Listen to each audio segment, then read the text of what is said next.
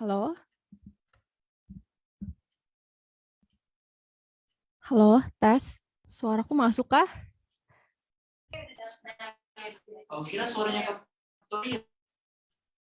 Ini kayaknya wifi-nya low deh, bukan dari tempatku sih.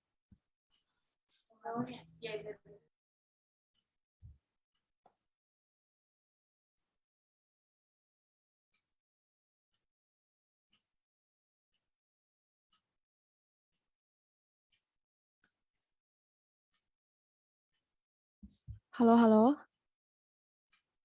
Halo?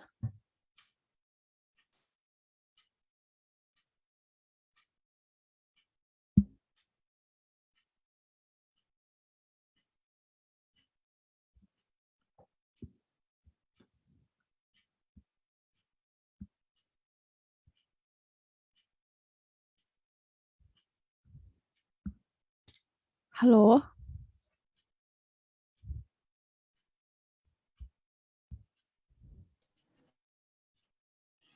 Halo Kak Vicky. Ya, halo, halo. Ya, salam kenal. Kita mulai jam 2.10 ya. Sebentar lagi sambil nunggu teman-teman di Facebook untuk gabung. Oke, boleh, boleh.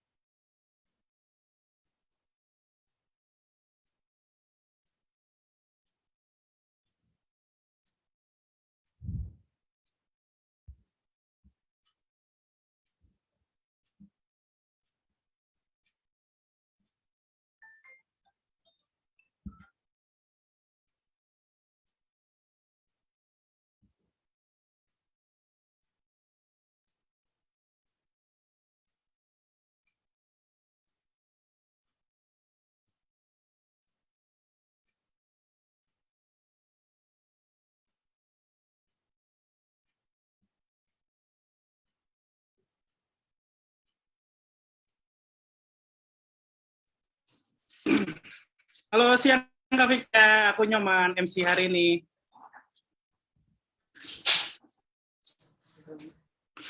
Oke, halo, halo. Iya Kak, nanti dari briefing kita jam 4, jam 2:10 ya Kak, baru mulai. Oh iya, iya. Ini suaraku sama videoku aman kan ya?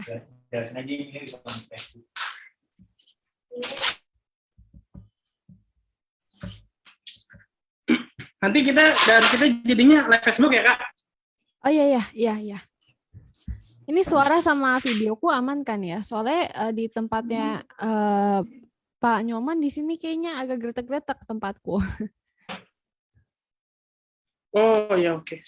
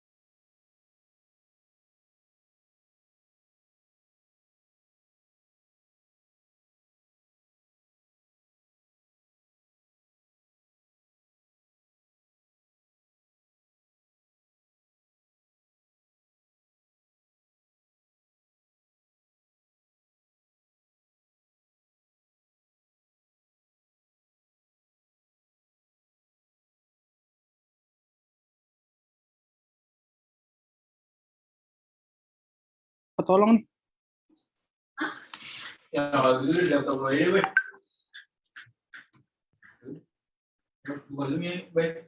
halo? Ada udah di sini. Enggak bawa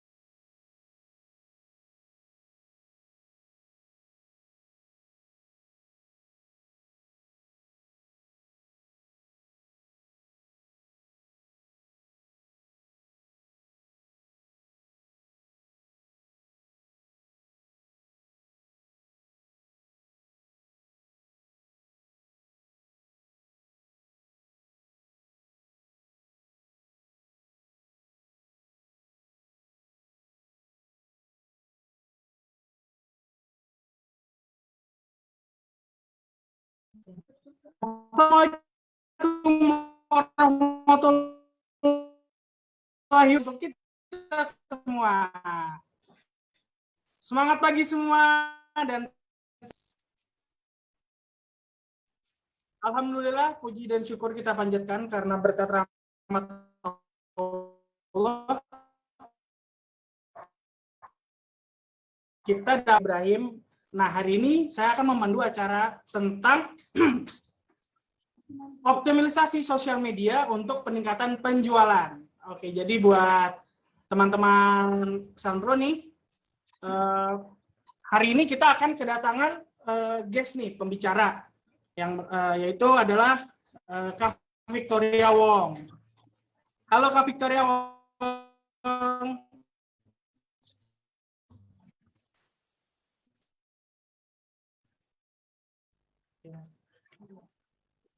Iya, jadi Kak Victoria Wong ada.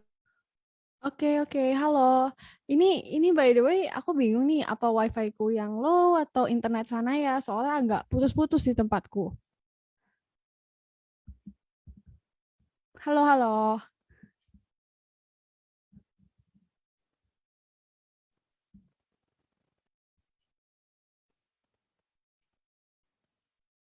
Ya, halo. Iya, halo, aduh, mohon maaf nih. Mohon maaf kita terpotong, mohon maaf ya. Ya, jadi hari ini ada Kak Victoria Wong nih. Halo Kak. Halo, iya. Ini by the way, kalau video sama suaraku udah aman, boleh ya ketik mungkin ya di kolom komen aman gitu, supaya aku tahu. So far di tempatnya Mas Furkon ini gimana? Aku aman nggak video sama audionya? Aman Ya? Oke. Cukup jelas suaranya dan videonya. Oke. Jadi tadi ini Kak Victoria Wong adalah seorang content creator dan juga founder dari Start Your Content Academy dan Content Strategy. Oke. Halo. Nah, jadi teman-teman Sampro, aku buat Kak Victoria Wong, jadi Sampro ini ada propolis Kak. Jadi propolis itu Sampro itu merupakan nano propolis yang dapat meningkatkan imunitas tubuh kita. Oke, untuk teman-teman Sampro, untuk mempersingkat waktu, hari ini kali ini langsung aja ya kita mulai pemberian materi dari Kak Vicky. Oke, untuk Kak Vicky silahkan Kak. Terima kasih. Oke ya. Halo teman-teman semua. Ini live-nya di Facebook ya. Jadi aku nggak bisa lihat langsung nih chat-chatnya. Cuman aku harap semuanya dalam keadaan sehat, dalam keadaan semangat juga buat belajar. Nah, aku salam kenal dikit dulu nih buat teman-teman di sini. Jadi salam kenal semua, namaku Victoria, biasa dipanggil Vicky, dan di Instagram biasanya dipanggil Cici Konten ya. Aku sering konten di @victoriawong68. Di situ aku sering berbagi tuh gimana teman-teman bisa maksimalin sosial medianya, bisa menggunakan konten supaya bisa bangun branding di sosial media teman-teman, entah itu jualan ataupun personal brand. Nah, hari ini kita bakal bahas topik yang cukup menarik nih, yang sangat menarik, yaitu gimana sih kita optimalisasi sosmed buat bisa meningkatkan penjualan bisnis. Oke, nah aku mungkin bakal langsung share screen supaya teman-teman di sini bisa lihat. Ini by the way aku masih di disable share screen-nya, apa mungkin boleh dibuka aksesnya?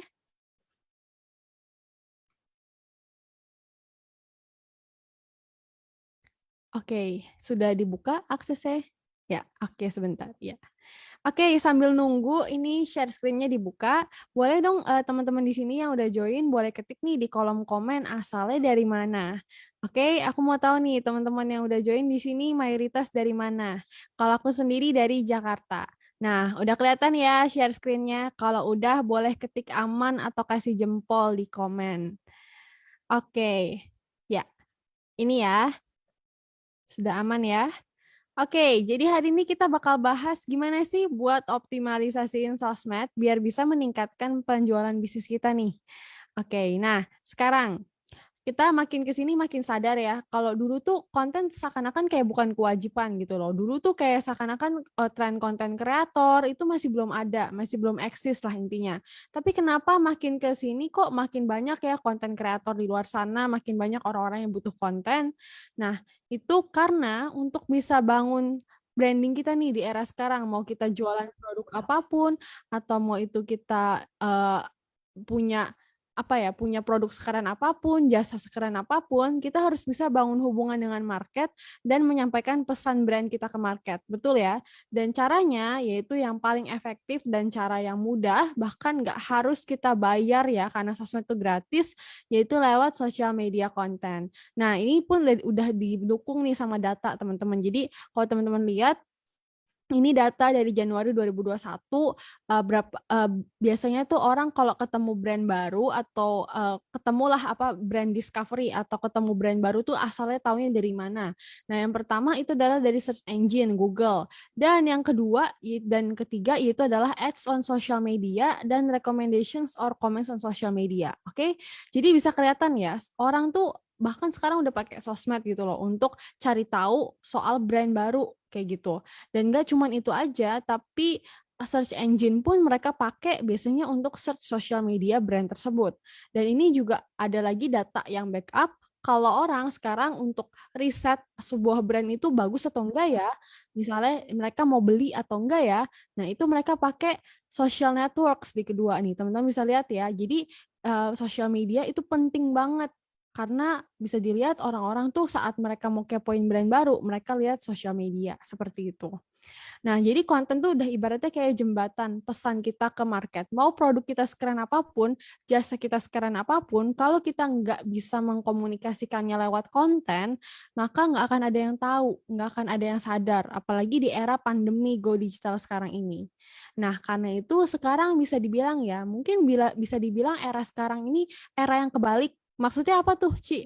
Nah, kalau dulu kita tuh selalu mikir, oh kita harus punya produk dulu. Produk kita tuh kita harus cari dulu produk, lalu kita jualan, baru kita berhasil gitu ya. Betul ya, kayak gitu pemikirannya. Nah sebenarnya sekarang pun kalau teman-teman pemikirannya kayak gitu juga nggak apa-apa. Tapi kita masuk ke era yang dimana orang-orang yang berhasil atau orang-orang yang bisa memasarkan produknya di sosial media, perhatiin deh mereka punya satu kesamaan, yaitu mereka kumpulin dulu orang-orang tertarget untuk follow mereka bangun dulu audiensnya, entah itu mereka influencer atau pebisnis atau mungkin brand, mereka kumpulin dulu tuh, woro-woro dulu tuh, kumpulin dulu audiensnya ke akunnya, bahkan sebenarnya produknya belum ada gitu ya, tapi mereka kumpulin dulu audiensnya, mereka bangun hubungan sama audiensnya, baru yang terakhir mereka sampaikan penawaran atau mereka sampaikan produk mereka ke audiens atau ke market yang udah mereka kumpulin. Ibaratnya tuh istilahnya bangun kolam dulu, lalu saat kolamnya udah penuh, udah diisi orang-orang, mereka tinggal cemplungin produknya dan langsung diserbu. Nah, itulah era sekarang atau kunci untuk bisa berjualan di sosial media sekarang. Yaitu kita harus bisa nih kumpulin orang-orangnya dulu, bangun hubungan sama mereka, baru nanti mereka saat kita udah berhasil bangun hubungan sama mereka nih, mereka akhirnya mereka percaya akan sama kita. Dan kalau mereka udah percaya, itu adalah kunci utama mereka akan beli produk kita. Nah, karena itu baru di situ kita sampaikan produk kita, mereka akan lihat bukan sebagai promosi lagi, tapi sebagai solusi. Nah, sekarang, oke, kalau gitu naikin followers deh. Berarti step pertama harus naikin followers dulu kan. Nah, biasanya naikin followers di sosmed ini dibagi di dua cara. Yang simple lah ya. Yang pertama organik atau dari konten yang tidak berbayar yang kita post tiap hari. Dan yang kedua itu adalah berbayar, paid ads, paid promote dan sebagainya. Nah, di sini aku akan lebih ngebahas ke yang pertama. Karena yang kedua ini juga sebenarnya strateginya bedanya. Kalau yang kedua lebih ngebahas iklan ya, teman-teman. Kalau yang pertama ini lebih ngebahas ke strategi kontennya banget. Iklan pun tetap butuh konten yang menarik gitu, karena kalau sampai kontennya nggak menarik ya iklannya bakal di skip. Nah sekarang kalau teman-teman bangun nih follower secara organik, bukan artinya nggak usah iklan, bukan, tetap iklan aja nggak apa-apa. Tapi kalau teman-teman bisa berhasil bangun follower secara organik, nggak hanya teman-teman dapatnya for free, karena kan pastinya yang datang kan karena konten kan ya, bukan karena kita bayar. Itu juga teman-teman dapat followers yang aktif, yang interaksinya asli. Perhatiin deh, followers yang benar-benar follow teman-teman dari kontennya ya, bukan karena giveaway, bukan karena yang lain-lain seperti itu, biasanya mereka kualitasnya bagus banget. karena mereka memang follow karena suka gitu sama brand kita, suka sama konten kita. Jadi inilah pentingnya untuk kita bisa bangun followers secara organik. Oke, karena mereka yang paling berpotensi jadi klien atau customer kita. Nah, sekarang sebelum bangun followers organik, berarti kita yang pertama harus tentuin dulu apa masalah dan goal market kita. Atau mungkin sering teman-teman kenalnya niche nih. Nah, sebelum aku lanjut, kalau teman-teman dapat insight apapun atau dapat pencerahan ya seputar sesi kali ini, boleh banget share di story, boleh juga tag ke aku, Instagramku ini @victoriawong68 ya yang ada di sini ya. Nih teman-teman bisa lihat nih victoriawong68, oke? Boleh tag juga. Jadi aku tahu nih teman-teman belajar apa dari sesi kali ini. Nah, sekarang untuk bisa nemuin niche, berarti kita harus kira-kira dalam gambaran atau dalam pikiran kita ini adalah orang yang dari titik nol dan kita mau membantu dia menuju titik yang diinginkan lewat konten kita. Jadi konten kita tuh ibaratnya kayak kendaraan, oke? Gimana caranya lewat konten-konten kita, dia ini bisa dari titik nol bisa menuju titik yang dia inginkan. Contoh misalnya, kalau teman-teman di sini jualan, misalnya ya, di sini kan mostly kan suplemen nih, kayak suplemen kesehatan, nutrisi gitu lah ya. Nah, berarti contoh kalau misalnya teman-teman jualan suplemen kesehatan, nah terus target marketnya misal, kan banyak tuh yang sebenarnya butuh sehat. Nah, tapi spesifikin, kira-kira siapa nih yang spesifik yang mau kamu targetin? Contoh, misalnya kamu mau nargetin mama-mama muda gitu lah ya, yang pengen supaya kesehatannya terjaga, awet muda, segala macam. Nah, mungkin titik nolnya itu adalah dia sering bermasalah, sering sakit, pola kesehatannya nggak teratur, segala macam. Nah, berarti konten-konten kita, selain kita ngomongin soal produk, kita juga kasih solusi buat dia. Entah itu edukasi, entah itu tips, entah itu kita kasih sesuatu yang menghibur, sesuatu yang bikin dia relate atau merasa, wah ini kayak aku banget, keseharian aku banget, dan sebagainya. Karena konten kita tuh adalah kendaraan supaya dia bisa menuju titik yang diinginkan. Jadi pertama, sebelum teman-teman bikin konten, pastiin tahu dulu nih, siapa yang mau dibantu, apa masalah terbesar dia, dan apa goal terbesarnya dia. Oke, contoh tadi ya. Misalnya teman-teman jualan suplemen kesehatan. Berarti teman-teman bisa bilang nih, misalnya, kan banyak kan yang butuh sehat ya. Semua orang butuh sehat. Tapi kalau teman-teman berusaha nargetin semua orang, sama aja kayak nggak nargetin satu orang pun. Karena saat kamu berusaha narget semua orang, artinya kamu harus memahami sangat banyak orang dengan berbagai karakter, sifat, masalah, dan goalnya masing-masing. Kalau kamu berusaha nargetin semuanya, ujung-ujungnya isi konten kamu nggak akan kena ke mereka, nggak akan pas gitu, nggak akan benar-benar tertarget ke mereka. Dan nggak cuma itu aja, tapi dengan kamu bisa nargetin orang spesifik, akan lebih mudah nih buat teman-teman jadi top of mind atau diingat sama market. Contoh misalnya teman-teman di sini fokus nargetin wanita-wanita kantoran ya, pasti akan jauh lebih diingat dibanding teman-teman berusaha nargetin semua orang. Saat orang mau share gitu aja ya akun teman-teman, pasti mereka akan langsung ingat, wah ini kan si A, dia itu akunnya memang bagus banget, memang spesial banget, cocok banget buat kita wanita-wanita yang kantoran nih. Pokoknya aku rekomen deh kalau kamu mau tips kesehatan buat wanita kantoran kayak kamu, coba follow si A. Oke, dibanding kalau misalnya kita berusaha nargetin semua orang ya, ada orang yang nanya, itu si A akunnya ngebahas soal apa sih? Kurang tahu sih. Kadang-kadang dia ngomongin soal buat moms, kadang-kadang dia juga ngomongin soal buat anak-anak muda, kadang-kadang dia juga ngomongin soal buat orang-orang tua. Jadi sebenarnya aku kurang tahu sih. Nah, agak susah kan saat orang berusaha mengingat akun teman-teman. Nah, karena itu saat di awal aku sangat saranin start spesifik. Gimana kita mau kenalin market yang luas kalau kita aja nggak kenal market yang spesifik gitu. Apa masalahnya dia, goalnya dia apa, dan kira-kira kebiasaannya dia apa, kayak gitu. Nah, contoh kalau di sini misalnya aku spesifik nargetin orang-orang kantoran yang mungkin tiap hari pengen supaya produktif, karena kerjaannya sibuk, dan bisa karirnya bisa naik, tanpa dia tuh harus ngerasa burnout, sakit-sakitan, kesehatannya nggak terjaga, dan sebagainya. Atau contoh misalnya di sini, nah ini sayang banget ya karena aku nggak bisa lihat komentar teman-teman, tadinya aku mau bikin kuis kecil-kecilan, tapi coba aja ini boleh dijawab dalam hati aja. Nah, menurut teman-teman di sini niche-nya udah benar atau belum? Dia bilang niche-nya dia adalah suplemen nutrisi buat bantu wanita yang mudah sakit-sakitan supaya selalu sehat. Menurut teman-teman, apakah niche-nya dia ini udah benar? Udah bagus belum? Udah spesifik dan udah tadi sesuai kriterianya belum? Kalau udah, boleh jawab dalam hati yes. Kalau belum, boleh jawab dalam hati no. Nah, oke, aku kasih jeda buat teman-teman jawab. Nah, jadi sebenarnya apakah ini benar atau enggak nih niche-nya? Jawabannya adalah salah. Oke. Kenapa sih? Kok salah? Ini kan udah fokus nih. Kayaknya udah tertarget nih ke wanita, terus emang pas muda sakit-sakitan supaya selalu sehat. Lah ini bukannya udah benar, Ci? Nah, kalau ini sebenarnya yang pertama itu adalah dia masih terlalu fokus sama produknya. Padahal yang harus dia fokusin itu adalah siapanya. Oke, dan yang kedua ini masih terlalu luas. Sehatnya tuh yang kayak gimana? Sakit-sakitannya tuh yang kayak gimana? Kalau teman-teman di sini bisa lebih spesifikin itu jauh lebih bagus. Contoh misalnya nih ya, ini yang sekiranya yang udah lebih spesifik.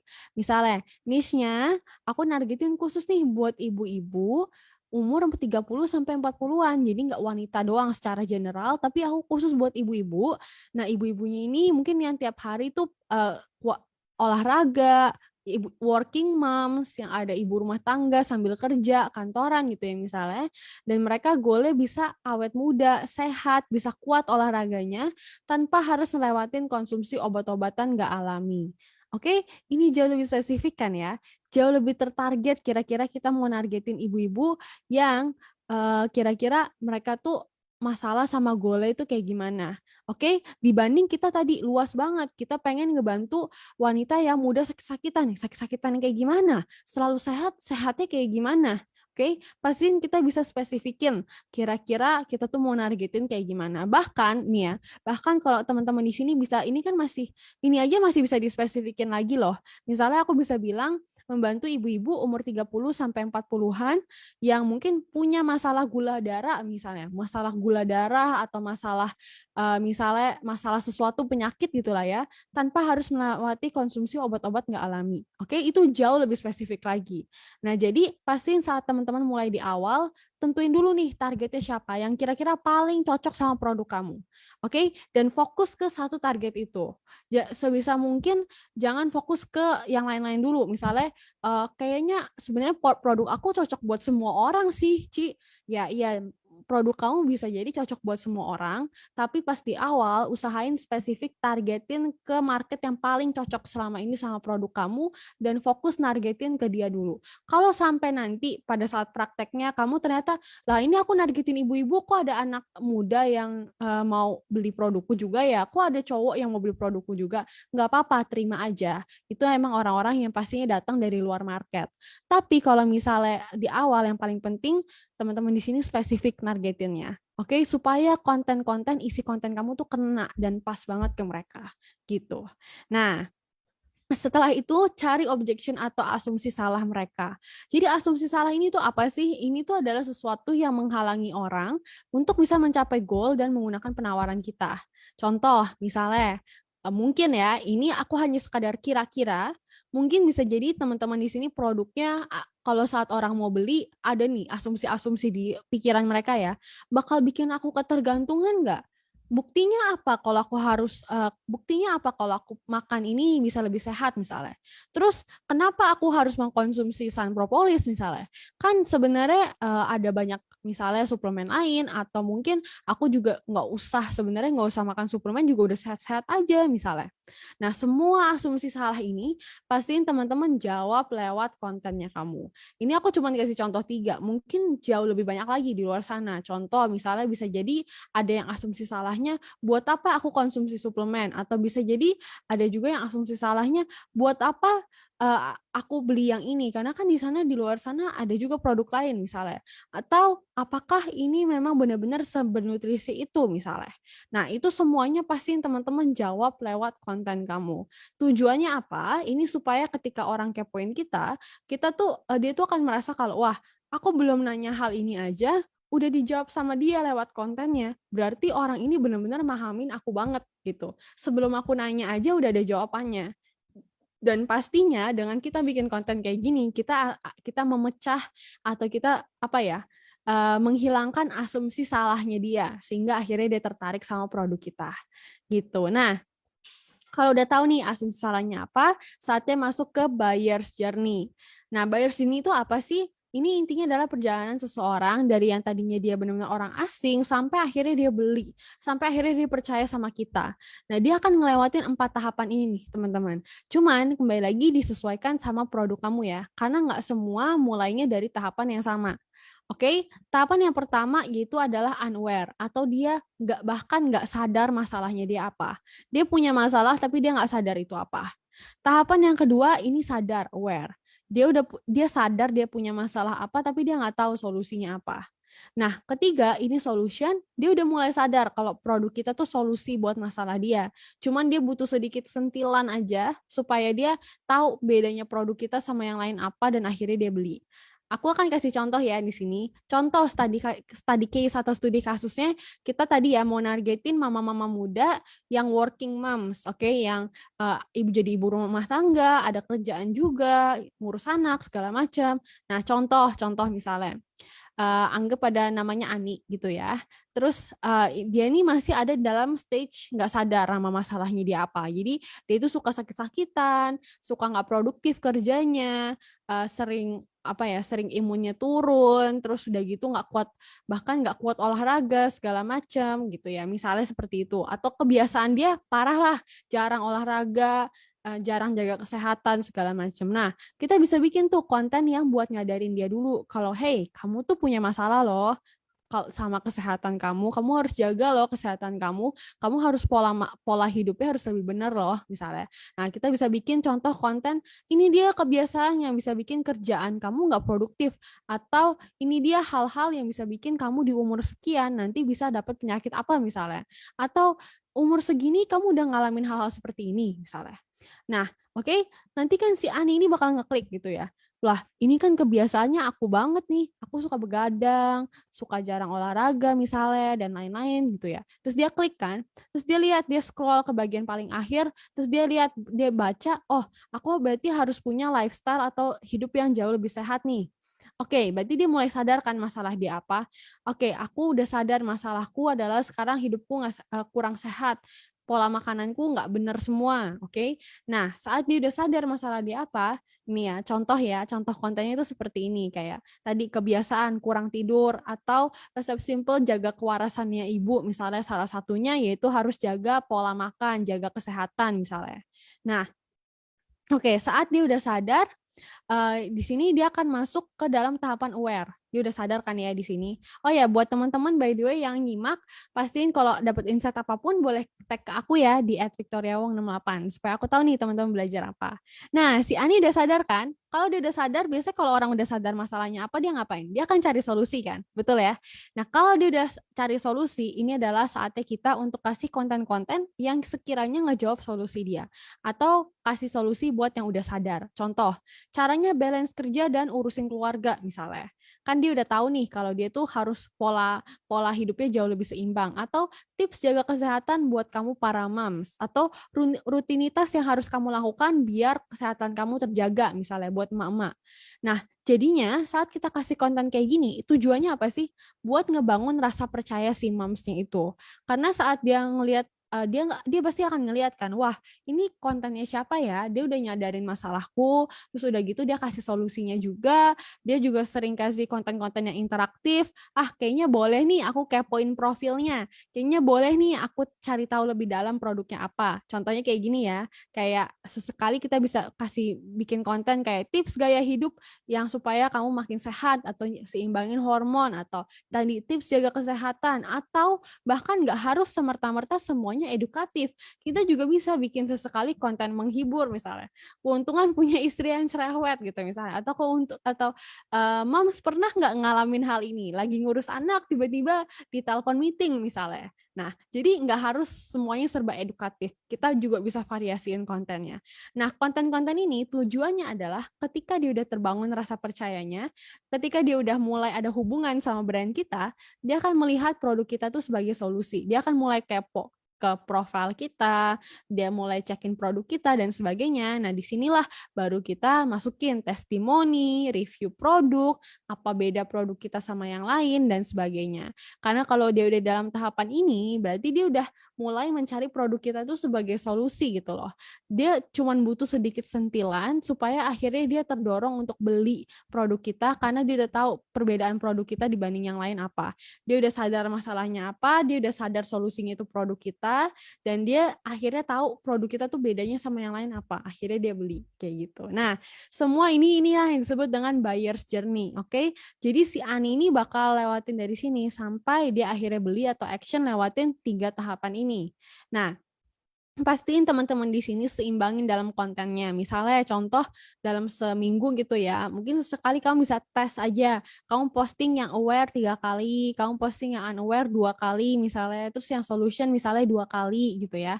Di mix aja, di tes. Nanti setelah itu jangan lupa baca hasilnya dan lihat kalau wah ternyata orang lebih suka nih kalau aku posting yang aware misalnya. Berarti kamu bisa perbanyak yang seperti ini. Atau contoh ternyata orang lebih suka kalau aku posting yang nyadarin-nyadarin. Oh, berarti aku bisa perbanyak yang seperti ini misalnya.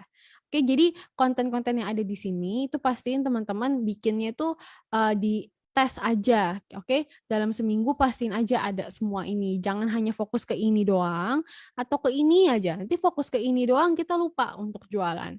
Fokus ke jualan doang kita lupa untuk ngebangun rasa percaya dan kita juga lupa untuk nyadarin orang. Fokus ke nyadarin orang doang kita lupa bangun rasa percaya dan jualan juga. Jadi pastiin ketiganya ini berjalan beriringan. Oke, nah tadi ya beda niche, beda strategi juga. Mungkin kalau teman-teman jualan t-shirt biasa atau kayak snack biasa, nggak harus sepanjang ini edukasinya, karena dia juga udah sadar pentingnya makan apa, pentingnya penampilan menarik apa. Mungkin teman-teman bisa mulai dari sini. Nah, cuman kan di sini kan mayoritas kan produk kesehatan nih, yang dimana orang mayoritas juga masih perlu disadarin. Karena itu mungkin kamu mulainya dari sini gitu, sesuaiin aja sama produknya. Nah sekarang dari tadi aku bilang tahu market, riset market. Taunya mulai dari mana sih? Nggak harus pakai tools riset yang serba mahal, serba sulit segala macam. Teman-teman bisa mulai dari orang-orang sekitar kamu.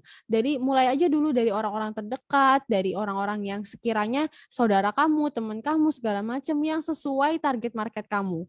Mulai aja dari nanyain ke mereka dulu. Hey, misalnya kalau aku bikin konten kayak gini, menurut kamu gimana? Kalau kamu sendiri masalahnya sekarang dalam hal kesehatan seperti apa misalnya? Kamu catat tuh semuanya, jawaban dari mereka. Itu semua akan jadi insight yang sangat bermanfaat buat konten kamu. Nggak harus mulai pakai tools survei yang ribet segala macam. Dari sekitar kamu aja kamu udah bisa dapat insight banyak banget. Waktu pertama kali aku mulai, itu aku interview kurang lebih kayak 10-15 orang lah sekitar aku.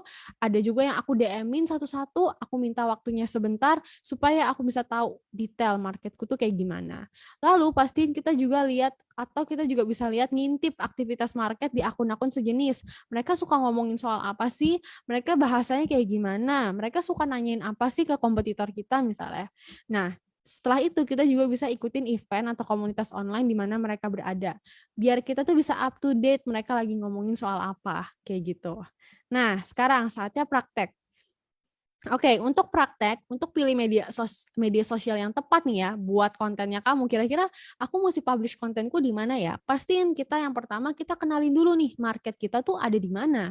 Karena mau di sosmed manapun itu bukan soal esensi mana sosmed yang ngetren sekarang, tapi jauh lebih penting kita tahu market kita tuh ngumpulnya tuh paling sering di mana dulu. Contoh misalnya, kalau teman-teman jual produk kesehatan targetnya 30-40 tahunan ke atas. Nah, kemungkinan besar meskipun TikTok lagi ngehit sekarang, pertanyaannya adalah market kamu ngumpul nggak di TikTok? Atau bisa jadi apakah mereka jangan-jangan ngumpulnya di Facebook group atau mereka ngumpulnya di WhatsApp. Nah, kalau seandainya mereka ngumpulnya di situ, berarti pastiin kita adanya ya di situ, di platform itu. Atau contoh teman-teman mau nargetin orang-orang yang muda, gadis-gadis muda segala macam, mungkin tadi kantoran. Nah, pertanyaannya apakah mereka masih pakai Facebook? Atau jangan-jangan mereka udah mulai selain Instagram, mereka pindah ke TikTok juga misalnya. Nah, jadi pastiin teman-teman tahu di mana sih market aku ini sering nongkrong online, sering hangout online, di mana sih mereka sering berada. Oke, tapi kalau kita lagi ngomongin soal platform itu sendiri, kalau misalnya berdasarkan data, bisa dilihat ya, ini Januari 2021 kemarin, YouTube itu masih tetap platform yang paling banyak dipakai orang, yang kedua WhatsApp, yang ketiga Instagram. Tapi kalau kita makin ke sini, makin lihat, ini aku tambahin aja info buat teman-teman, per kemarin ini, itu diberitakan watch hours-nya TikTok, atau berapa banyak jam yang dihabiskan lah buat orang tonton TikTok, itu sudah melebihi YouTube. Jadi ini adalah berita terbaru, makanya mungkin 2022 kita akan melihat statistik yang berbeda kayak gitu. Nah, cuman pasti ini sebelum teman-teman mikir, wah, kayaknya TikTok sangat menarik nih, bahkan bisa ngalahin YouTube misalnya. Kita pastiin dulu, kira-kira market kamu ada di mana? Bener nggak kalau kamu terjun TikTok, market kamu ada di TikTok nggak? Seperti itu. Oke? Karena itu cari tahu dulu mereka di mana. Nah, beda platform pastinya beda market. Karena itu kita harus kenalin dulu nih platformnya tuh formatnya tuh yang kayak gimana sih yang laku di sana dan apa perilaku market di situ. Contoh. Nah, ini bisa dibilang 3 platform yang masih sering banget kita pakai ya sekarang ya. Contoh kalau misalnya kayak ini perbedaan aja supaya teman-teman lihat. Kayak contoh kalau misalnya kita mau bikin cover gitu ya. Mungkin kalau di Facebook mereka nggak terlalu merhatiin cover. Cover boleh-boleh aja, tapi kalau teman-teman scroll timeline-nya Facebook, yang pertama kali muncul apa? Teks duluan kan, baru foto. Nah, karena itu selain cover yang menarik, pasti kita harus kasih judul atau caption teks yang menarik gitu. Sedangkan beda, kalau di Instagram, visual atau cover penting pakai banget. Karena kalau orang lagi scrolling feed timeline, yang pertama kali mereka lihat apa? Fotonya dulu, baru teksnya. Nah, karena itu pastiin kalau di Instagram, cover tuh nomor 1. Bahkan sekarang kemarin aku ngadain survei, 60% orang lebih audiensku sendiri yang tiap hari konsumsi sosmed ya, itu udah nggak baca caption lagi kayak gitu. Apalagi makin sekarang, makin ke sini trennya makin ngarah ke video pendek. Nah, TikTok ya, TikTok bahkan caption kayaknya bahkan udah nggak dianggap lagi gitu. 3 detik pertama yang jadi penentu apakah orang akan nonton konten kita sampai habis atau enggak. Sama halnya sekarang di Instagram juga udah ada Reels, mungkin teman-teman tahu ya, Instagram Reels, Instagram video dalam bentuk Reels.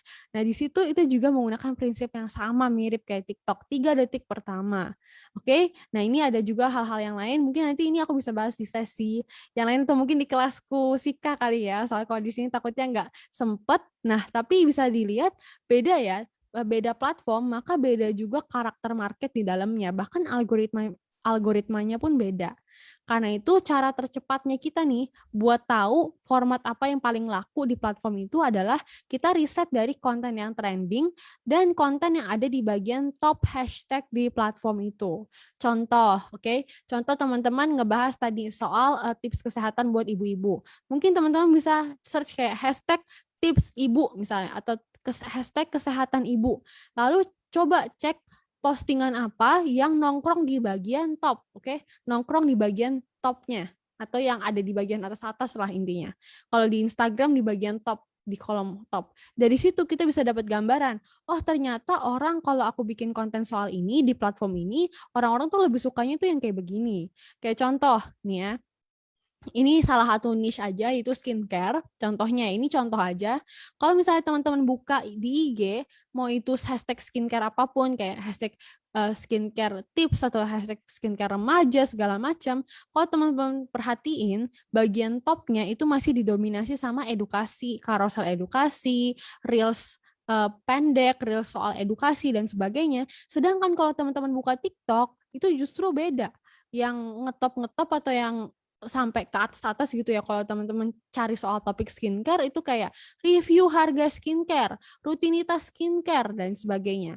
Nah, jadi pasti nih sebelum teman-teman terjun ke platform itu, pastiin teman-teman cari dulu tadi konten yang trending di niche-nya kamu tuh apa di platform itu, kayak gimana bentukannya, video kah, carousel kah, isinya kayak gimana, dan pastiin juga cari di bagian top hashtag. Ini cara tercepat buat kita tahu apa yang laku di platform itu. Oke, nah sekarang saat kita udah tahu, nah kita juga perlu ngerti nih alur saat audiens kita kepo. Alur saat audiens kita kepo, biasanya dia akan pertama kali datang dari mana? Konten kan. Pertama dia akan kepoin dulu nih konten kita, terus dia kunjungin profil kita, dia cek bio kita, dia lihat story, highlights, link kita, baru setelah itu dia mutusin buat follow. Nah, baru setelah dia follow, dia akan rajin-rajin pantengin stories kita. Betul ya? Ini ya, alurnya ya. Nah, dengan kita memahami alur ini, berarti kita makin sadar kalau sebenarnya untuk naikin followers atau jangka followers baru, berarti yang harus kita fokusin yang mana? Ini ya, ini dulu dong ya, kontennya dulu. Konten feed seperti yang pastinya. Nah, sedangkan kalau untuk jaga hubungan sama followers yang udah ada, atau kita pengen bikin brand kita lebih terpercaya, berarti yang harus kita fokusin apanya? Stories dong ya, betul ya. Karena kalau dari alur ini, orang saat follow baru dia akan sering-sering rajin pantengin stories kita. Karena itu, kalau tuh ada teman-teman di sini yang beranggapan, oh kalau misalnya aku post stories banyak-banyak, itu berarti bisa naikin followers. Berarti salah total. Karena stories buat jaga hubungan, sedangkan konten atau feed itu buat narik followers baru. Nah, karena itu pasti nih, kalau teman-teman bikin feed, itu pastiin isi kontennya semenarik mungkin, kalimat arahan terakhirnya jelas, dan bio profil kamu juga menarik. Nah, isi konten yang menarik ya, di sini itu biasanya dibagi jadi 3 bagian, oke? Yang pertama itu adalah headline. Pastiin headline-nya teman-teman terlihat sejelas mungkin atau bikin orang sepenasaran mungkin, oke? Dan aku selalu terapin ini prinsipnya, keep it simple and short, oke? Jadi jangan terlalu headline-nya itu panjang lebar atau headline-nya malah ngeblend sama background. Nah, sebenarnya headline yang tipe gini ini cukup terlihat jelas ya, cukup oke. Cuman kalau aku akan rekomendasiin mana yang lebih oke, itu adalah yang ini. Karena yang ini itu benar-benar kelihatan jelas banget. Saat orang scrolling di feed, dia bisa tahu, oh ini lagi ngebahas soal apa. Karena itu kalau teman-teman buka Instagramku, lihat deh headline-nya benar-benar jelas banget kan. Nah, pastiin headline kamu juga terlihat sejelas mungkin dan keep it simple, short, dan bikin orang penasaran. Oke, sekarang udah bukan lagi zamannya pakai headline tips skincare pemula atau tips jaga kesehatan buat kamu biar nggak sakit. Wah, udah bukan zaman lagi. Pastiin headline-nya kamu tuh bikin orang sepenasaran mungkin. Taruh konflik utamanya di headline-nya. Contoh, misalnya kamu pengen ngebahas, misalnya ya, tadi tips jaga kesehatan buat ibu-ibu. Nah, itu kan masih, udah common banget kan, udah biasa banget kan. Nah, mungkin di dalam tips itu ada satu tips yang menurut kamu tuh menarik banget. Nah, bisa jadi kamu bisa bilangnya begini, satu rahasia buat ibu-ibu yang mau awet muda, atau satu rahasia buat ibu-ibu yang bikin olahraganya atau yang bikin kesehatannya terjamin, atau kurang lebih yang kayak gitu. Nah, jadi pastiin headline-nya itu dibikin sepenasaran mungkin dan pastinya tetap sependek mungkin juga. Oke? Nah, baru setelah itu adalah interest, oke? Di sini sekarang interest itu adalah jembatan menuju isi. Oke, jadi interest di sini itu adalah jembatan menuju isi konten kita. Nah, pastiin saat teman-teman bikin interest di sini, itu emang tujuannya interest tuh sebenarnya supaya orang tuh lebih lama di konten kita. Karena kan algoritma bacanya gini, kalau orang tuh spend time-nya lebih lama di konten, berarti dia akan bilang, oh, wah kontennya menarik nih, makanya si orang ini bisa spend waktu lebih lama. Nah, cuman jangan sampai interest atau jembatannya kamu ini malah kelihatannya ngalur ngidul. Kayak orang jadi merasa, wah ini mah cuman buat perpanjang waktu doang, cuman bikin abisin waktu doang. Tapi pastiin interest juga kamu bikin sepenasaran mungkin, bikin orang tuh makin sadar masalahnya dia, sehingga dia makin penasaran dan mau simak sampai akhir. Contoh, kalau aku bikin konten yang tadi ini, anak rewel jangan malah ditenangin pakai gadget. Nah, aku akan bikin interestnya, contoh aku akan bikin kayak begini. Mams, di sini siapa yang kalau anaknya rewel langsung kasih gadget ke dia? Acung tangan ya di komen. Atau siapa mams di sini yang bete banget kalau anak rewel pasti mintanya gadget? Nah, di sini ini adalah 3 tips yang mau aku kasih buat mams supaya anak kamu nggak lagi rewel, misalnya. Nah, jadi itu interest, oke? Pastiin interestnya teman-teman tuh jangan yang ngalur ngidul atau jangan yang bikin orang tuh kayak, wah ini mah kelihatan cuma manjang-manjangin doang. Tapi kita bisa sebutin lagi masalahnya apa, atau kita juga bisa sebutin fakta yang mungkin mereka nggak tahu kayak, Mams di sini misalnya, Mams di sini udah sering olahraga, udah sering ini, tapi masih suka sakit-sakitan. Jangan-jangan Mams belum ngelakuin satu hal ini, misalnya. Nah, itu bisa jadi interest. Dan terakhir paling penting, jangan lupa tambahin call to action atau kalimat arahan. Pastiin saat orang sudah lihat konten kita, dia tahu dia tuh harus ngapain. Ini kelihatannya sepele, tapi masih banyak banget yang sering lupa akan hal ini. Itu gimana kita tuh tutup konten kita dengan arahan, entah itu kita ajak mereka untuk komen, ajak mereka untuk share lagi ke orang lain, atau tag temennya, atau kita juga bisa bilang, contohnya bikinnya sesimpel mungkin aja ya, nggak usah ribet, kayak kamu lebih suka A atau B, kasih reaksi ini dong kalau kamu setuju sama komen sama pernyataanku ini, atau tag teman kamu yang suka begini juga, kayak gitu. Jadi pastiin kita kasihnya simple-simple aja yang gampang orang ikutin, dan yang pastinya itu bikin mereka untuk tertarik interaksi. Oke? Nah, dan pastiin juga kita kasih call to action yang bikin mereka kepoin profil kita. Kayak contoh di sini, selain dari aku minta mereka tag temennya, aku juga minta mereka buat ikutin atau follow akunku juga. Otomatis kan dia bakal ngecek nih profilku apa. Nah, saat dia ngecek profil, dia akan ngelihat bio kita. Betul ya? Dia pasti akan kepoin nih, bionya ini kayak gimana ya? Dan ini akan jadi penentu apakah dia tuh mau follow kita atau enggak. Nah, di sini untuk bio sendiri sebenarnya ada 2 tujuan nih di sini teman-teman. Oke? Pastiin teman-teman tentuin dulu. Kembali lagi tergantung produknya. Semakin produk kamu tuh butuh edukasi atau semakin produk kamu tuh butuh nyadarin orang banget, baru mereka beli, maka semakin panjang atau semakin netral juga isi bionya. Oke, aku kasih contoh di sini ya. Misal contoh kamu produknya cuma t-shirt biasa atau snack biasa gitu lah, atau kurang lebih yang orang nggak butuh edukasi banget. Berarti tujuannya kan kita pengen nih saat mereka lihat profil kita, ya udah langsung beli aja karena kita nggak usah edukasi macam-macam juga misalnya. Nah, berarti di sini kamu bisa tonjolin kelebihan atau keunggulan produknya kamu. Terutama ini buat akun-akun katalog, akun-akun jualan, yang tadi jualannya nggak perlu edukasi banget, dan memang tujuan utama kamu bukan supaya mereka follow itu cuman kayak opsi kedua aja lah kayak gitu. Nah, ini aku juga udah sering ketemu orang-orang yang profilnya kayak begini, bahkan akun langganan bajuku pun profilnya kayak begini gitu loh. Jadi aku nggak follow dia, tapi aku tahu aku sering beli produk dia gitu loh.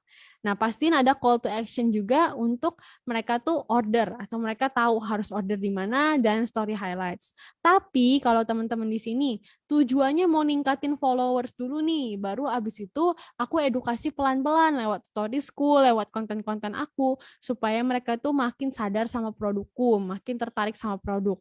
Nah, berarti pastiin di bionya kamu itu kamu senetral mungkin, sebisa mungkin tetap nyantumin kamu punya produk, tapi kasih tahu juga benefitnya apa kalau orang follow kamu. Kamu bantuin siapa untuk bisa mencapai apa tanpa harus ngelewatin masalah apa, kayak gitu. Itu rumusnya ya. Jadi kayak contohnya di sini dia bilang bagi info seputar kesehatan kulit dan kecantikan, atau mungkin teman-teman bisa bilang bagi tips buat ibu-ibu yang pengen jaga kesehatan, atau bagi tips buat working moms supaya stay fit dan produktif misalnya. Nah, itu kan jadinya orang pas follow kamu dia langsung tahu nih, wah ternyata ini tuh kalau aku follow akun ini, aku tuh bisa dapat hal ini juga loh gitu. Selain dari dia tuh punya produk, tapi kalau aku follow pun aku juga tiap hari bisa dapat konten yang kayak begini. Nah, karena itulah dia akan tertarik follow. Kalau kita cuma sebutin produk kita doang di deskripsi bio kita, mayoritas orang akan cuma tertarik kepoin produk doang. Atau kalau misalnya dia ngefans sama brand kita baru dia follow, betul ya? Mungkin teman-teman di sini juga ngalamin kayak akun-akun katalog atau langganan kamu beli baju misalnya, aku kok nggak pernah follow ya, tapi aku beli di sini gitu loh. Itu karena mereka memang di bio mereka tuh nggak ada alasan kenapa kita tuh harus follow konten apa yang mereka sediakan tiap hari kayak gitu. Nah, jadi pastiin teman-teman kalau emang mau narik followers, pastiin di bionya tuh sejelas mungkin. Kamu tuh kontennya buat siapa dan bisa membantu mereka mencapai hal apa gitu. Nah, ini highlight seperti biasa lah ya, kenalin behind the scene, siapa brand kamu, cara ordernya gimana, promosi, testimoni, dan sebagainya. Nah, lalu Instagram Story. Nah, Instagram Story kembali lagi ya, tadi aku ingetin fungsinya adalah buat jaga hubungan antara kamu dengan followers kamu, kayak gitu. Jadi, kalau feed atau kalau feed-nya kita atau isi utama konten kita itu kan tujuannya buat narik followers baru. Kalau story itu buat jaga hubungan sama followers yang udah ada dan bahkan bisa mengubah mereka jadi klien atau customer kita. Nah, jadi saat kamu bikin story, pastiin tuh yang pertama jangan cuman kita fokus edukasi produk doang, mentang-mentang stories bagus buat jualan atau mentang-mentang stories itu buat tujuannya itu lebih oke lah dibanding feed gitu lah ya buat jualan, karena setidaknya yang ngepoin stories kita tuh yang udah kepo lah sama brand kita. Jangan kita cuma isinya jualan doang storiesnya atau ngomongin soal diri sendiri doang, tapi pastiin kita kasih hal-hal yang interaksi juga. Karena kalau teman-teman di sini ngalamin kayak, kok storiesku kok belakangan ini viewsnya ngedrop ya segala macem, itu kemungkinan besar bisa jadi karena kamu kurang kasih interaksi di stories kamu, kurang pancing interaksi kayak gitu. Jadi pasti nih teman-teman pancing interaksi sebelum teman-teman tuh jualan di stories. Pakai Q&A box, pakai polling dan sebagainya. Tujuannya apa? Tujuannya adalah buat naikin viewers kamu supaya nanti saat kamu selipin jualan kamu di belakang, viewersnya kamu tuh udah lebih optimal, lebih maksimal dibanding kamu tiap hari cuma posting jualan aja di stories. Oke? Nah, jadi pastiin kamu fokus ke reply, share, kamu kasih interaksi, misalnya kuis, Q&A, polling, tebak-tebakan, segala macam. Nah, setelah misalnya kamu udah kasih nih stories-stories yang kayak gini, yang mancing interaksi, baru kamu kasih jeda, misalnya 2-3 jam kemudian, baru kamu posting jualan kamu, misalnya. Kayak gitu. Jadi, pastiin di awal-awal buat mancing interaksi, kamu kasih tuh polling, Q&A box, segala macam, kamu pancing dulu supaya viewers pada nonton. Nah, kalau mereka udah simak, udah pada nonton, mereka udah viewersnya udah naik, baru di akhir kamu selipin jualan gitu. Karena ingat, kembali lagi stories tujuannya buat jaga hubungan sama followers kita. Jadi nggak semerta-merta kita jualin mereka doang, tapi kita juga bangun interaksi sama mereka lewat stories. Nah, ini terakhir riset hashtag. Kenapa aku taruh paling akhir? Karena menurut aku percuma kita tuh hashtagnya sebagus mungkin kalau isi kontennya yang belum kita benahin. Karena hashtag itu kembali lagi cuma bumbu. Makanan utamanya itu tetap isi konten kita. Kalau isi konten kita aja nggak menarik atau nggak sesuai market, maka hashtag itu percuma. Karena dia itu cuma sekedar penambah doang. Atau bantuin kita nambah reach doang. Tapi selain dari itu, dia tadi kembali lagi cuma bumbu. Tetap makanan utamanya itu adalah isi konten kita. Kayak gitu. Karena itu pastiin riset hashtag, saat teman-teman riset hashtag, sebelum teman-teman riset ya, pastiin isi kontennya udah menarik dulu, baru setelah itu teman-teman bisa riset hashtag dan pastiin sesuai sama jumlah followers, perhatiin format konten, dan pastiin hashtagnya juga diikutin target market kamu. Oke? Contoh, ini yang pertama ya, sesuai sama jumlah followers. Aku masih sering banget lihat akun-akun yang dimana pakai hashtag itu yang bener-bener postingannya tuh sampai MM-an, sampai jutaan. Contoh, hashtag kesehatan, hashtag kesehatan tubuh gitu ya. Itu kan banyak banget tuh kalau teman-teman buka di Instagram, postingannya bisa sampai jutaan, bisa sampai ratus ribuan. Nah, tapi kalau buat teman-teman yang kayak masih baru merintis, followernya masih 1000-an, di bawah 10.000, segala macam, pastiin kamu pakai hashtag yang sesuai sama jumlah follower kamu juga. Jangan terlalu pakai hashtag yang gede-gede tadi, yang banyak banget postnya. Tujuannya apa? Supaya post kamu nggak gampang ketimpuk sama post lain, kayak gitu. Jadi post kamu tuh tetap ada persentase, tetap ada kemungkinan buat ranking di bagian topnya kayak gitu. Jadi pastiin tuh pakai hashtagnya itu yang sesuai sama jumlah followers. Contoh kalau tadi 1000-an, mungkin kamu bisa pakai hashtag yang jumlahnya 5.000 post atau 10 ribuan post atau mungkin 20 ribuan, 30 ribuan. Ya jangan targetin hashtag yang ratus ribuan, jutaan. Padahal followernya masih baru di bawah 10.000 kayak gitu. Oke, supaya tujuannya lebih mudah buat kamu masuk ke top hashtag atau ranking di bagian top hashtag. Terus yang kedua itu adalah perhatiin format konten yang ranking di hashtag itu. Contoh kalau teman-teman buka hashtag kuliner Indonesia. Nah, kalau teman-teman lihat postingan yang nongkrong di bagian top atau mayoritas postnya, itu yang berhasil tuh yang video bentuknya, betul ya? Nah, berarti kita jadi dapat gambaran. Kalau kita pakai hashtag kuliner Indonesia, berarti pastiin postingan kita dalam bentuk video. Nah, sama halnya kalau teman-teman bikin hashtag pakai hashtag apapun, cek dulu tuh hashtag itu tuh yang mayoritas kontennya yang nongkrong di bagian top hashtag tuh formatnya kayak gimana. Oke? Dan yang terakhir pastinya yang diikutin target market. Jadi jangan hanya pakai hashtag yang berkaitan sama produk, tapi pakai juga hashtag yang sekiranya tuh diikutin sama target market kita. Kayak contoh jangan hanya pakai hashtag Sun Propolis atau hashtag suplemen kesehatan atau apa, itu kan sesuai sama produk kita banget. Tapi pakai hashtag yang kira-kira diikutin target market. Contoh, biasanya kalau target market kita mama-mama muda, berarti hashtag yang diikutin tuh kurang lebih yang kayak gimana sih? Mungkin hashtag kesehatan ibu, hashtag tips ibu dan anak, segala macam.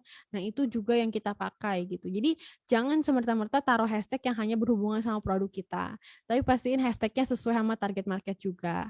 Oke? Nah, dan ini adalah beberapa tools yang biasanya aku pakai buat bikin konten. Pastinya ada Canva. Mungkin teman-teman di sini ada yang juga udah pakai. Ini udah benar-benar all in one solution sih buat teman-teman. Ada juga InShot di HP buat bikin video. Ini Camtasia ya namanya. Aku pakai buat laptop, dan ini TikTok buat video. Sekarang di Reels juga udah bisa. Nah, cuman yang pengen aku tekanin di sini, paling penting teman-teman mulai aja dulu dari isi konten dan mulai aja dulu dari apa yang kamu bisa. Karena gini, kalau teman-teman di sini misalnya, aku nggak pede muncul depan kamera nih, Ci, aku lebih bisa nulis misalnya. Ya udah nggak apa-apa, mulai aja dulu dari carousel, dari single post, nggak harus bikin video yang muncul depan kamera. Atau kalau mau bikin video, kamu bisa shoot tanpa harus munculin muka kamu. Contoh, kamu kasih behind the scene, proses pembuatan produk, proses packing, proses kamu, atau mungkin kamu sambil packing atau apa, kamu sambil cerita kenapa kamu jualan produk ini, kenapa kamu bikin brand ini misalnya, atau kamu bisa sambil kayak kasih lihat, nggak harus gitu loh muka kamu muncul, sambil kamu kasih lihat misalnya proses kamu packing produknya, sambil kamu ceritain tuh kalau ini tuh produknya manfaatnya apa aja misalnya. Jadi benar-benar nggak harus sampai munculin muka kamu. Paling penting mulai aja dulu dari apa yang kamu bisa. Dan ingat, kalau teman-teman bikin konten buat semua orang, sebenarnya kamu sedang tidak bikin konten buat satu orang pun. Jadi pastiin, ibaratnya nulis surat, pastinya kita mau kasih suratnya yang kalau kita aja nggak tahu kita mau kirim surat ke siapa, ujung-ujungnya siapapun yang terima suratnya nggak akan dapat manfaat kan dari suratnya, nggak akan merasa isi suratnya kena kan. Sama halnya dengan bikin konten, semakin kita berusaha nargetin semua orang, malah isi konten kita justru nggak kena ke siapapun. Karena kita berusaha untuk memahamin banyak orang, sedangkan yang spesifik aja belum tentu kita kenalin gitu. Karena itu pastiin kenalin target market kamu, tentuin sespesifik mungkin di awal, dan kenalin mereka ibaratnya udah kayak mereka tuh teman baik kamu sendiri kayak gitu. Masalahnya mereka apa, goalnya apa, dan segala macam. Nah, itu jadi dari aku dan closing statement-nya juga. Nah, buat teman-teman yang mau belajar lebih banyak lagi, boleh ke Instagramku @victoriawang68. Tadi kalau dapat sesi apapun juga dapat insight apapun juga dari sesi kali ini, boleh tag ke aku juga di Instagramku @victoriawang68, dan juga bisa kepoin akademiku buat bikin konten namanya Sika. Di sini bisa belajar, naikin followers, dan juga bangun konten di sosmed, dan akhirnya bisa ubah follower jadi klien atau customer kamu dan menghasilkan gitu. Oke, jadi itu aja dari aku, dan semangat konten buat teman-teman di sini. Oke, itu dia materi dari Kak Vicky. Oke, terima kasih Kak, materinya keren banget nih. Oke. Oke, jadi kita langsung ke sesi tanya jawab ya Kak. Jadi kurang Boleh. lebih ada 3 penanya nih yang udah kita pilih. Oke. Aku satu-satu ya Kak. Nih, yang pertama itu cara mengukur suatu keberhasilan sebuah konten apa sih Kak? Oke, itu pertanyaan pertama ya. Oke. Ya. Jadi kembali lagi tergantung tujuan kamu apa. Jadi di setiap post kamu sebelum posting, pastiin kamu kira-kira udah nentuin dulu tujuannya itu buat apa. Contoh, kalau kamu posting konten yang sifatnya jualan banget, berarti tujuan kamu adalah kamu pengen sebanyak mungkin orang klik ke website kamu kan, klik ke link di bio kamu. Berarti itu yang jadi takaran metrik kamu. Kamu setelah posting, setelah lewat 24 jam misalnya, kamu buka insight-nya terus kamu lihat website tabs-nya ada berapa banyak yang klik link di website kamu gitu. Nah, itu kalau tujuannya jualan. Tapi kalau misalnya kamu bikin konten ini, tujuan aku konten yang kali ini tuh buat follow. Aku pengen sebanyak mungkin orang kepoin profilku dan follow. Berarti saat kamu setelah posting, setelah 24 jam yang kamu perhatiin adalah follow sama profile visit kayak gitu. Jadi tergantung tujuannya apa dulu kayak gitu. Tergantung kamu tuh hari ini lagi posting apa dan tujuannya kamu tuh buat apa kayak gitu. Tapi yang pastinya untuk keberhasilan akun secara general atau umum, pastiin nggak cuman followers doang yang kamu targetin, atau nggak cuman engagement doang, like, comment, save, share, tapi pastiin kamu juga bisa ubah mereka jadi klien atau customer kamu kayak gitu. Kita tuh jangan cuma fokus ngegapai followers baru, tapi kenapa aku juga sangat saranin jalanin stories juga, karena kita juga harus jaga hubungan sama yang udah ada, biar mereka jadi klien atau customer kita gitu. Itu kembali lagi ya, tergantung kamu saat bikin konten tuh tujuannya mau kemana gitu. Itu sih. Oke, jadi tergantung tujuannya kayak mau kemana. Iya. Ya, betul. Nah, kita sebelum ke pertanyaan kedua nih Kak, aku mau infoin kurang lebih ada 100 orang nih yang ikut live Facebook kita nih Kak. Oh iya, iya. Halo, Nah, halo semuanya. dan Luar buat biasa. buat teman-teman Sunpro, sebelum pertanyaan kedua nih, nanti habis sesi tanya jawab, jangan kemana-mana dulu ya. Soalnya nanti ada persembahan nih dari Sunpro untuk kalian. Oke, oke. Oke, wah, Kak, langsung aja nih ya Kak ke pertanyaan kedua nih. Perjalanan menciptakan nih Kak, atau mencari ide-ide untuk bikin konten itu kira-kira apa aja ya Kak? Kadang soalnya aku tuh suka buntu gitu, suka bingung mau untuk bikin konten, kira-kira bikin apa ya gitu Kak. Itu pertanyaan kedua tuh Kak, dari teman-teman Oke. Sunpro. Oke, oke. Ya, jadi kalau untuk cari ide, tadi ya seperti yang aku bilang, kembali lagi aku rasa ya, orang yang punya banyak ide saat bikin konten itu adalah orang yang paling ngerti marketnya gitu. Jadi kembali lagi kalau saat aku mulai stuck atau kehabisan ide konten, yang aku evaluasi itu juga adalah aku akan nyoba nanya ke marketku lagi gitu. Entah itu aku akan nanya langsung, entah itu aku bikin Q&A di stories, atau aku mungkin akan ngamatin misalnya contoh, aku buka YouTube, terus aku filter tuh yang sekarang topik apa yang paling sering dibicarain orang dan views-nya paling banyak dan paling terkini, terus nanti di situ aku bakal search, oh ternyata orang lagi ngomongin soal ini nih, oh ternyata orang lagi ngomongin soal ini kalau seputar kesehatan kayak gitu, dan itu aku akan modifikasi dan jadiin kontenku gitu. Jadi intinya sih, I think cara tercepat ya kalau udah sampai stuck, bingung bikin ide konten itu apa, yang pertama kembali lagi marketnya kamu siapa, kamu coba posisiin diri di marketnya kamu, kira-kira mereka tuh nyarinya kayak gimana. Kalau masih bingung, kamu bisa tanyain langsung atau amatin dari akun-akun sekitar kamu gitu. Akun-akun yang udah ada, kayak contoh misalnya kamu tahu nih akun kompetitor kamu siapa aja, coba perhatiin konten-konten yang dia bikin, yang paling diminatin market tuh yang kayak gimana. Dari situ kamu jadinya bisa tahu, oh ternyata market aku tuh sukanya tuh yang kayak begini, ide kontennya gitu. Terus coba perhatiin kolom komennya, mereka suka nanyain hal apa, mereka suka nanyain apa, suka ngobrolin apa, bahasanya kayak gimana. Nah, dari situ kamu juga bisa dapat ide konten gitu. Atau tadi segampang kamu buka YouTube misalnya, kamu filter apa yang paling banyak ditonton dan yang paling terkini. Dari situ kan jadinya tahu orang-orang nih lagi ngikutin soal apa sih di seputar kesehatan misalnya. Kayak gitu. Jadi sesimpel itu aja sih untuk nyari ide konten. Oke, itu dia kurang lebih untuk nyari konten ya Kak. Betul, Wah, betul. keren banget sih. Nah, ini pertanyaan terakhir nih Kak. Ada yang bertanya perihal hashtag nih. Berarti hashtag yang kita bikin itu kita bikin sendiri atau gimana Kak? Jadi hashtagnya itu kata-katanya kita pilih sendiri atau ngikutin hashtag yang udah ada Kak? Oke, pastinya untuk hashtag pastinya kita perlu riset hashtag ya. Jadi bukan hashtag yang kita bikin sendiri kata-katanya, tapi kita pakai hashtag yang memang udah ada dan udah diikutin orang-orang juga kayak gitu. Cuman saat tadi yang aku bilang, saat di riset hashtagnya jangan hanya nargetin hashtag yang gede-gede, yang postingannya itu banyak jutaan gitu. Karena kalau nargetin yang kayak gitu, sedangkan follower kita masih kayak di bawah 10.000 segala macam, cepet banget gitu loh ketumpuknya. Bayangin dalam 1 menit bisa ada 100 postingan yang pakai hashtag itu. Nah, kita gimana mau bersaingnya gitu loh.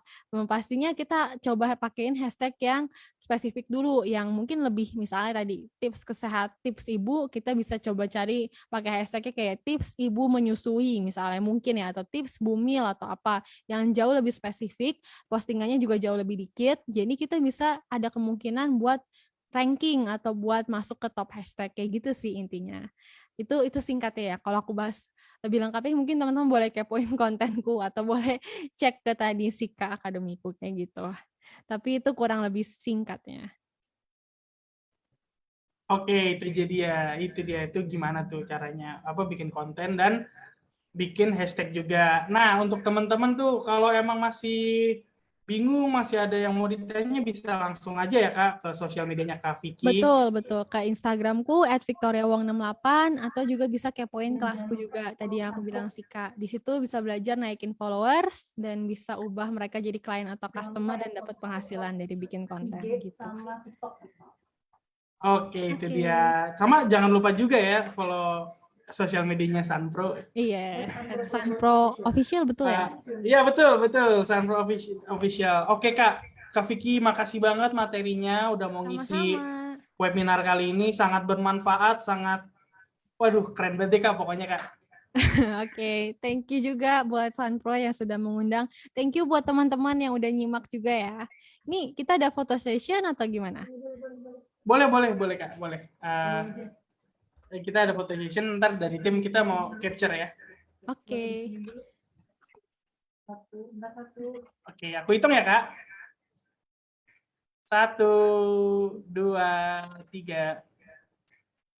Sekali lagi boleh Kak? Oke. Oke. 1, 2, 3. Oke, sekali lagi terima kasih Kak Vicky. Abis ini kita ada video, cuman kalau Kak Vicky ada kesibukan lain, boleh untuk izin pamit sama teman-teman, sama mungkin sedikit closing statement sih Kak. Oke ya. Ya, thank you buat Sunpro dan juga teman-teman yang udah nyimak. Tadi ya closing statement dari aku, ingat aja saat bikin konten, pasti kita tahu ke siapa kita mau nargetin, karena saat konten kita tuh udah mulai sepi atau saat konten kita tuh udah mulai nggak oke, kita jangan langsung kayak nyalahin algoritma gitu, karena kemungkinan besar itu bukan algoritma, tapi bisa jadi kita yang belum ngikutin perkembangan market sekarang. Jadi saat ada konten kita yang kurang oke segala macam, saatnya kita evaluasi dan lihat apakah kita tuh udah ngikutin sekarang market tuh masalahnya apa, goalnya apa, dan sebagainya. Karena kembali lagi, ibaratnya kalau kita berusaha nargetin semua orang, kita nggak kenal nih, kita mau nargetin siapa, dan kita nggak benar-benar kenal kayak teman sendiri lah ya, itu maka akan lebih sulit gitu loh buat kita bikin konten yang menarik buat mereka. Pastiin kita kenal market, karena ingat, kita nggak cuman fokus ke membangun follower, tapi kita fokus juga membangun hubungan atau relationship. Itu kunci buat berhasil di sosial media. Gitu. Jadi itu aja dari aku. Semoga bermanfaat dan semangat konten buat teman-teman yang ada di sini. Bye-bye. Oke, bye. Terima kasih Kak Vicky. Semoga sehat selalu dan sukses ya Kak. Oke, nah nih buat teman-teman Sunpro nih. Nah, sekarang kita ada persembahan nih buat teman-teman semua nih. Nah, tapi sebelum kita mulai videonya, jangan lupa nih, setiap bulan Sunpro bakal ada semacam campaign nih. Jadi, teman-teman Sunpro tuh bisa berbagi cerita sama kita dan akan diangkat ke video.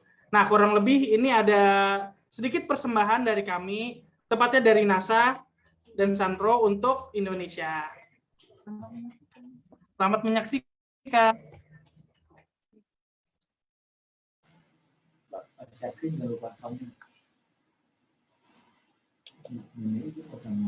Udah.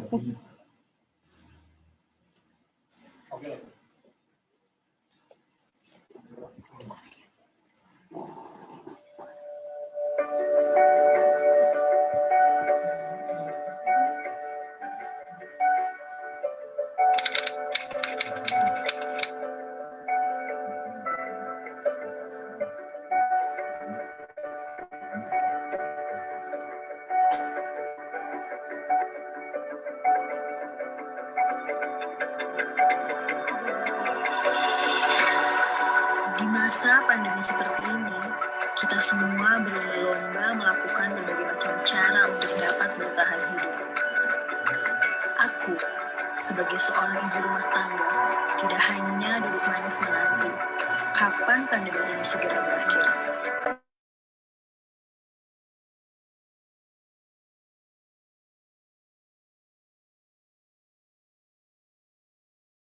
Menambahkan suplemen kesehatan untuk melindungi keluarga.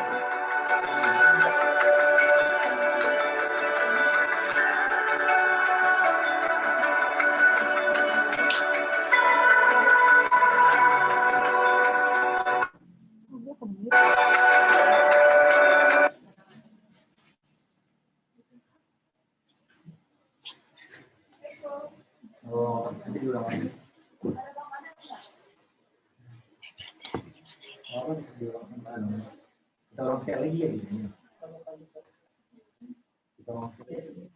maaf nih, kita ulang sekali lagi ya.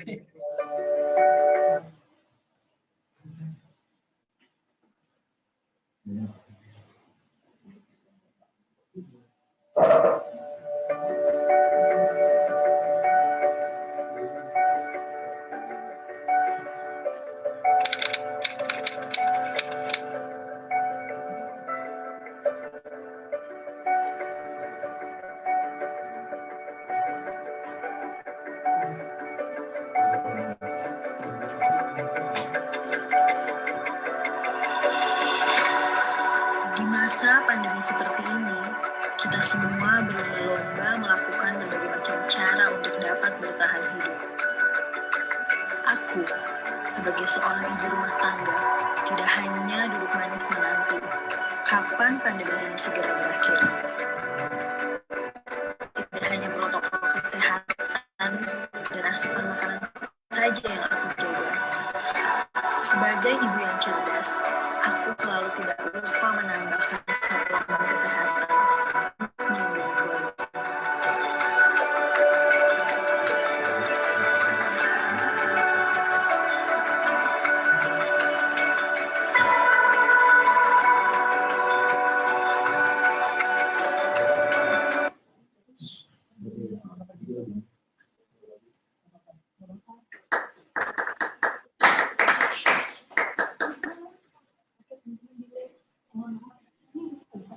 Gue keluarin ya, coba di ini.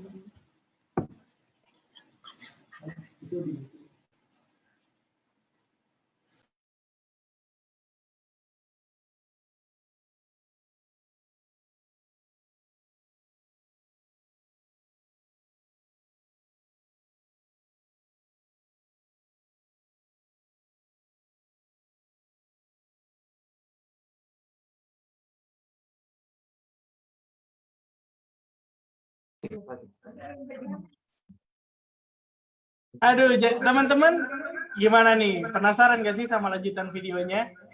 Nah, jadi lanjutan videonya itu bakal kita share di sosial media, di Sunpro, dan di Facebook juga.